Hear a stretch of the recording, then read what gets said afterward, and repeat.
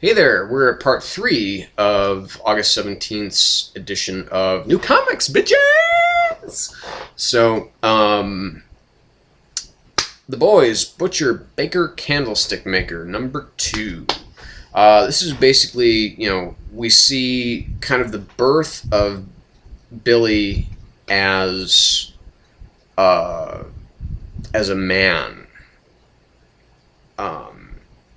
And as a reflection of the man that he does not want to be. Basically, it starts with, Billy and, his particular company of the RMC. They're in the Falklands during the, during that whole conflict. And, he's kind of, he's not particularly desperate for action, but he does seem to want to kill somebody. That seems to be almost the main purpose of what he's doing there, if that makes any sense at all. I mean, it's like, why would he actually want to, that's just, I guess, it's part of that type of, I think that we all have, well, I don't know, not all, but, I think some of us do have that kind of very morbid curiosity about what it would actually be like to kill someone else, either in combat or whatever. It's somewhere, don't flee for the hills or anything like that. I mean, I don't think I would ever do it. I'm certainly never going to put myself in a position where I have to, like war or whatever. But there is something that is, like primally, it's there, I think, in all of us in some way, where we're prone to violence. And not even necessarily murder, but just violence. So, moving along, because I don't want to freak you out here. His particular detachment is, given a hard task of charging Mount Harriet, as they classified it. And she's a bitch of a mountain, or a bitch of a mount, I guess. Because the Argentinians, they're definitely dug in there. And, when the fight comes down to it, he's there with, four of his buddies left. And they're, basically they do not want to go and charge this machine gun nest. And Billy basically, he, shoves his rifle right in this guy's face. If you don't do it, I'm going to blow you away. Just follow on me. And they do. He charges up and he kills both of them and almost has like a... it's the way that it's portrayed in Ennis, that kind of world of, the uber macho man.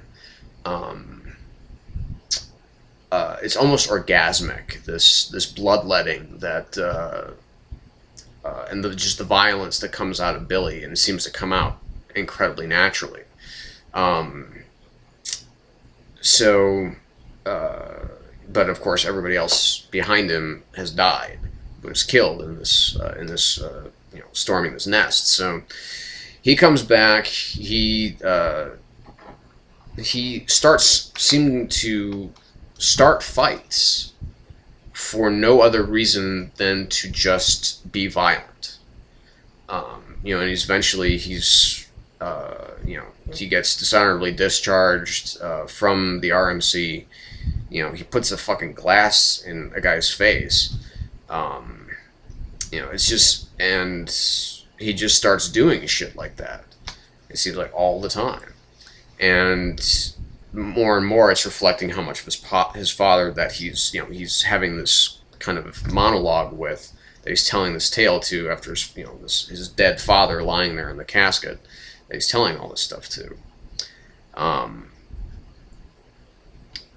And where we're headed from here, I'm very interested to find out. Billy has always been kind of the most enigmatic, well, it's not the most enigmatic character of the boys, but, we've read Highland Laddie, so, I mean, we know a lot about Huey, because Huey essentially is the main character. But, but Billy Butcher, is definitely, he's a guy that, obviously proven time and time again, you do not want to fuck with. And this is maybe the beginnings of finding out why you don't want to fuck with him. Is because he just seems to be naturally attracted to violence and violent behavior. And he likes it. He likes the bloodletting. And that's part of what's also so very scary about him. So, he's always been a fascinating character to me, and I'm glad that Garth and Derek Robertson have, decided to take it upon themselves to tell this tale. So, very excited about that. Venom number 6. I didn't talk about issue 5 last time, but even though I did read it. But okay, so we're Spider Island now. We're on Spider Island. Venom's there. Basically, he's been put down. There's one of the big spider beasts. His commanders want the beast captured but not killed. He uses, he does put up a big fight with Thing. Of course, he's every time he puts on, his uniform, basically the symbiote. He always is kind of at cross purposes. He's always at odds with himself because, the symbiote wants to be violent, wants to destroy, wants to kill. Flash is trying to kind of curb that need for the symbiote to do that. He's the human tether to the primal urge. Again, back to that. And he actually uses gravity, not the actual force of gravity, but the hero gravity that Spidey came across in a recent issue of Amazing Spider-Man. Actually uses him to take out, to subdue this big spider creature. And they do take him back to those, the labs, the secret labs, and but that was its intention. Somebody planned, the Jackal, planned for this thing to be captured and let loose in this lab because it's carrying thousands and thousands of the spiders that are infecting people. And it's, they're 15 miles away from, from New York or something like, I can't remember exactly what they say. But yeah, it's, and it does actually break free, breaks out of the containment facility. We get a Venom dog moment, so doggy Venom. That was kind of cool.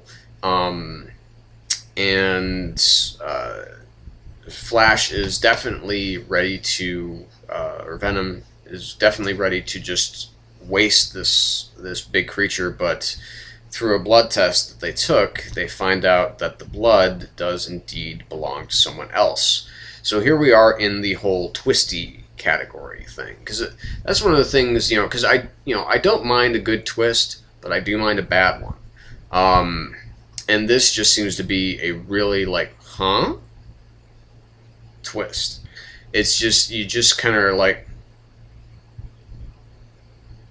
it's just frozen. You don't know what to really make of it.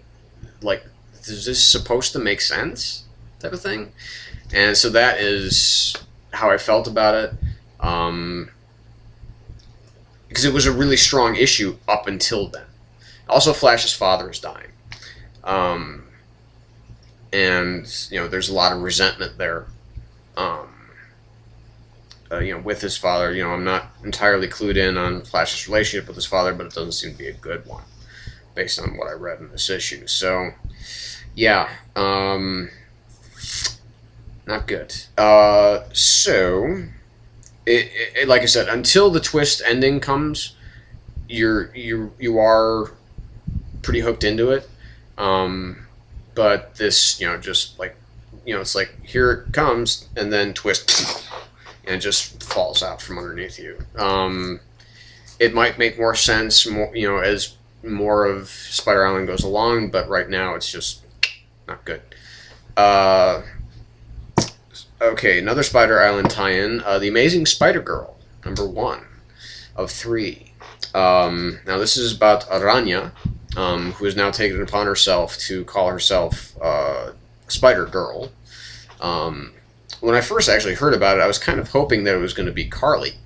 But she referred to herself as Spider Cop, so I guess that's not it. Well, the Society of the Wasp, and this may be more of a thing in her own kind of solo title that was around for a while.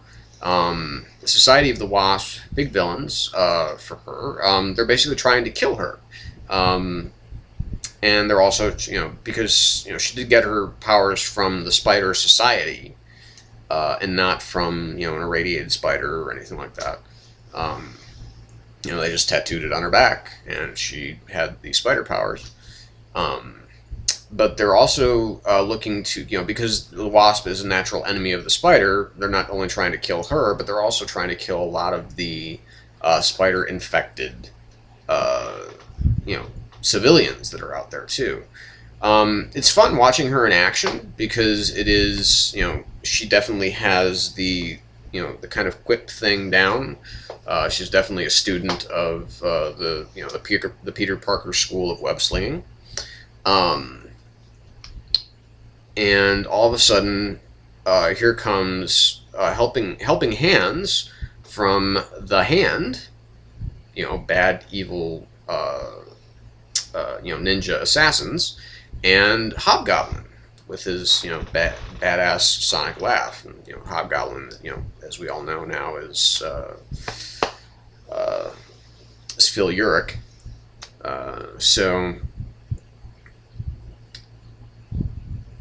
And I should have seen this coming. It is one of those things where it's like, I should have expected. I mean, I knew that, okay, well, Hobgoblin and the Hand are actually trying or helping her out, but it's not so much helping her, but stopping the Society of the Wasp. And of course, Hobgoblin does turn on her and brings her to meet his boss. And I'm like, wait, I should know this shit. Okay, because you got Hobgoblin, he definitely works for someone. I think we know who he works for. And the Hand. And if you read Shadowland, you know who the Hand now works for. They work for Wilson Fisk. And another twist ending. In this case, again, it works better than it does in Venom, but not by much. It's still awkward. It still seems a little forced. Like, okay, here's somebody else that has spider powers now. I can appreciate that probably by the end, in the climax of, before the climax of, Spider Islands, like every fucking hero and villain in the Marvel Universe is going to be, they're gonna be all spider powered and everything like that. So whether or not this is something that actually comes back to play out more effectively in the main arc, that's something I would definitely want to see. But if it's something that just only really comes to life in this series, like this was an enjoyable comic. Again, until the twist, and it's okay to end things on a cliffhanger, but to just add this little twist that says, okay, well, guess what? Surprise. There's a difference between doing a good cliffhanger and doing a twist. This is not a cliffhanger. This is another twist ending, and it's like, like I said, in the whole of, because this is something that I definitely would want to see play out with Peter Parker, not just with, Anya Corazon. So again, it's really good stuff until Twisty comes. So I don't know. So that's that has been somewhat unsatisfying this week as far as kind of these cliffhanger moments, which is what I think comic books can do really, really well, but sometimes they do not do them well. Okay, so stick around. We're coming up on part 3 and book of the week, so stay tuned.